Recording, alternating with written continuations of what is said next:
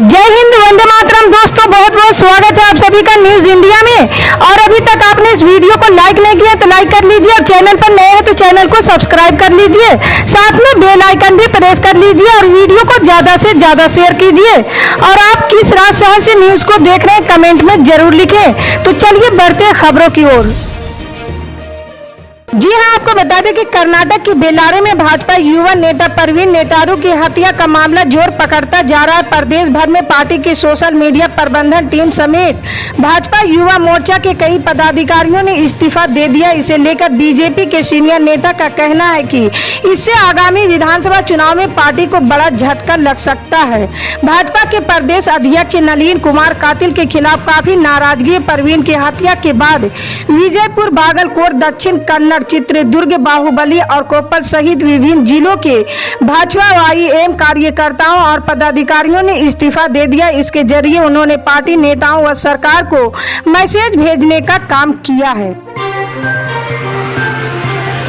जी हां, आपको बता दें कि प्रधानमंत्री नरेंद्र मोदी ने जेलों में बंद और कानूनी मदद का इंतजार कर रहे विचाराधीन कैदियों की रिहाई की प्रक्रिया में न्यायपालिका से तेजी लाने की अपील की है। पीएम मोदी ने शनिवार को अखिल भारतीय जिला विधि सेवा प्राधिकरणों की पहली बैठक को संबोधित किया। इस दौरान उन्होंने कहा कि व्यवसाय की सुगमता और जीवन की सुगमता जितनी महत्वपूर्ण है, न्याय की सुगमता भी उतनी ही महत्वपूर्ण है। प्रधानमंत्री ने कहा, कारागारों में कई विचाराधीन कैदी कानूनी मदद मिलने का इंतजार कर रहे हैं। हमारे जिला विधिक सेवा प्राधिकरण विचाराधीन कैदियों को कानूनी सहायता मुहैया कराने की जिम्मेदारी ले सकते हैं। जी हां, आपको बता दें कि राष्ट्रीय राजधानी दिल्ली में शराब नीति को लेकर सियासत गरमाती जा रही है। नई और पुरानी नीति के बीच आम आदमी पार्टी और भारतीय जनता पार्टी में बयानबाजियों का दौर शुरू हो गया है। दरअसल दिल्ली में शराब की नई नीति को लेकर हाल में उपराज्यपाल विनय कुमार सक्सेना ने अनियमितताओं का हवाला देते हुए सीबीआई जांच की सिफारिश की थी। इसके बाद दिल्ली के मुख्यमंत्री अरविंद केजरीवाल ने ऐलान कर दिया कि अब राजधानी में पुरानी शराब नीति दोबारा लागू होगी। वहीं अब दिल्ली के डिप्टी सीएम और आम आदमी पार्टी के नेता मनीष सिसोदिया ने बीजेपी पर गंभीर आरोप लगा रहे हैं। जी हां, आपको बता दें कि वर्ष 2020 के बाद से जब कोरोना आया तब पूरा देश थम गया। बाजार बंद, इंसान घरों में कैद, सड़कें सुनसान और रेलगाड़ियों के पहिए थम गए थे। धीरे धीरे कोरोना का संक्रमण कम हुआ तो रेलवे विभाग ने कुछ ट्रेनें तो शुरू की, लेकिन ज्यादातर बंद ही रहे। कुछ समय बाद और ट्रेनें बढ़ाई गई, लेकिन अभी भी तमाम ट्रेनें बंद हैं। इनमें भी ज्यादातर वो ट्रेनें थी जो लोकल स्तर पर चल रही थी, लेकिन अब रेल मंत्रालय ने इन ट्रेनों को दोबारा चालू करने का फैसला किया है। जी हां, आपको बता दें कि महाराष्ट्र में बड़े पैमाने पर राजनीतिक उठापटक के बाद सत्ता में आई मुख्यमंत्री एकनाथ शिंदे के नेतृत्व वाली सरकार के गठन को शनिवार को 1 महीना पूरा हो गया, लेकिन इसके कैबिनेट विस्तार के अभी कोई संकेत नहीं है। शिंदे की अगुवाई में कई विधायकों के शिवसेना नेतृत्व के खिलाफ विरोध करने के 10 दिन बाद राज्य में नई सरकार का गठन हुआ था।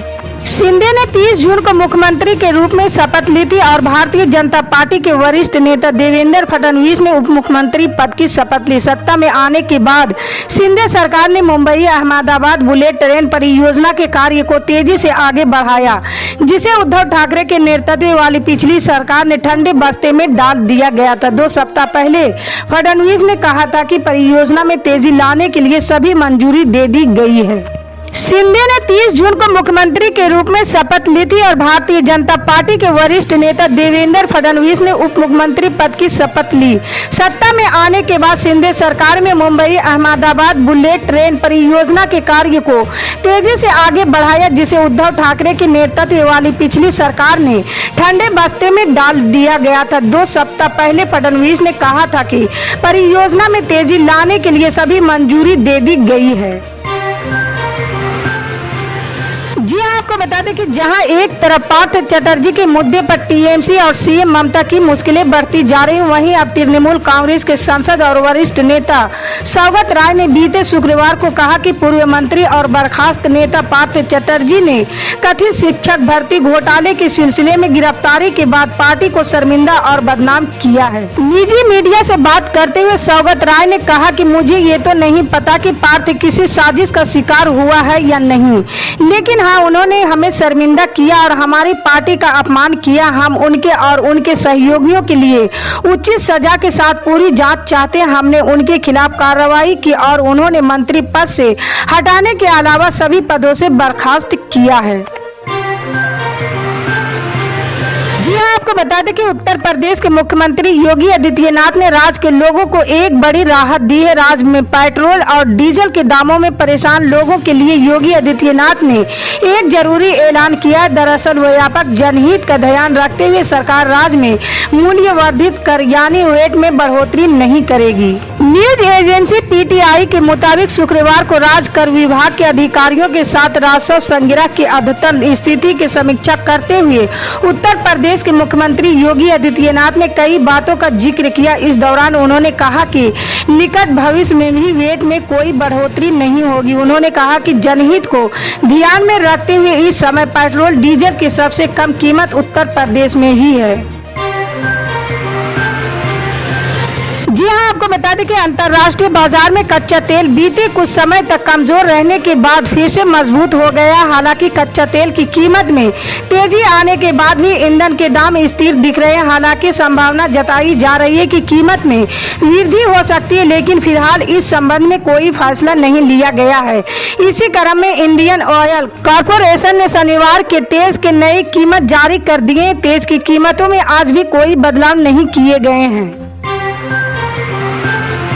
जी हाँ, आपको बता दें कि भारतीय जनता पार्टी ने उत्तराखंड में बड़ा फेरबदल किया। राज्य के पार्टी अध्यक्ष मदन कौशिक को उनके पद से हटा दिया गया। अब उनकी जगह महेंद्र भट्ट को उत्तराखंड भाजपा अध्यक्ष बनाया गया। महेंद्र भट्ट बद्रीनाथ विधानसभा सीट से चुनाव हार गए थे। हालांकि 50 वर्ष भट्ट नंदप्रयाग विधानसभा सीट से विधायक रह चुके हैं। कयास लगाए जा रहे हैं कि कौशिक को सरकार में जगह दी जा सकती है या नहीं। जी हाँ, आपको बता दें कि महाराष्ट्र के राज्यपाल भगत सिंह कोश्यारी के एक बयान को लेकर मुंबई में मराठी भाषियों में नाराजगी देखी जा रही है।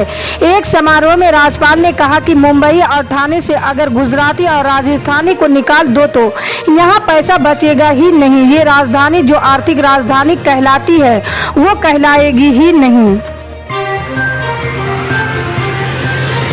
जी हाँ, आपको बता दें कि बिहार सरकार के साथ जुड़कर काम करने की इच्छा रखने वाली महिलाओं के लिए अच्छी खबर है। बिहार सरकार उन महिलाओं को मौका देगी जो बिहार सरकार और केंद्र की महिलाओं की सुरक्षा, शिक्षा और उनके आर्थिक विकास के लिए चलाई जा रही योजनाओं को पंचायत लेवल तक लेकर जाएगी।